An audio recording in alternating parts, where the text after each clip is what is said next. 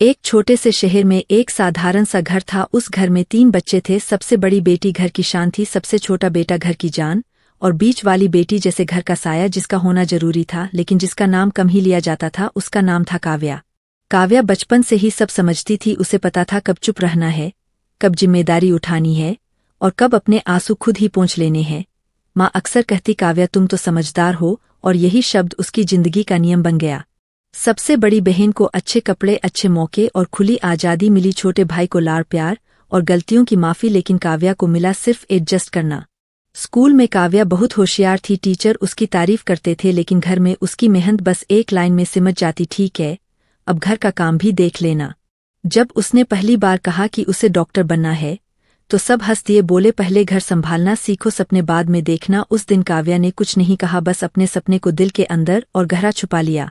समय बीता, घर की जिम्मेदारियां बढ़ी, माँ की तबीयत ठीक नहीं रहती थी, पिता की कमाई सीमित थी, और ऐसे में काव्या ने अपने सपनों से पहले घर को चुना। कॉलेज का नाम तो आया, लेकिन पास के साधारण कॉलेज में, ताकि वह रोज घर आकर काम भी कर सके। काव्या ने शिकायत नहीं की, क्योंकि उसने सीखा था कि बीच वाली बेटी को लड़ना नहीं, निभाना सिखाया जाता है। रात को जब सब सो जाते तब काव्या किताब खोलती और खुद से कहती, एक दिन मेरी मेहनत मेरी पहचान बनेगी। कॉलेज के साथ साथ उसने ट्यूशन पढ़ाना शुरू किया। अपने छोटे छोटे पैसों से किताबें खरीदी और ऑनलाइन पढ़ाई की। किसी को पता नहीं था कि वह चुपचाप खुद को तैयार कर रही है। घर में अक्सर कहा जाता, काव्या तुम तो यही रहोगी, दीदी की शादी हो जाएगी, भाई बाहर चला जाएगा और तुम घर संभालोगी। यह सुनकर भी उसने आवाज नहीं उठाई, लेकिन उसने हार भी नहीं मानी। धीरे धीरे उसने एक प्रतियोगी परीक्षा की तैयारी शुरू की, बिना किसी को बताए। सुबह जल्दी उठकर पढ़ाई और रात को देर तक मेहनत।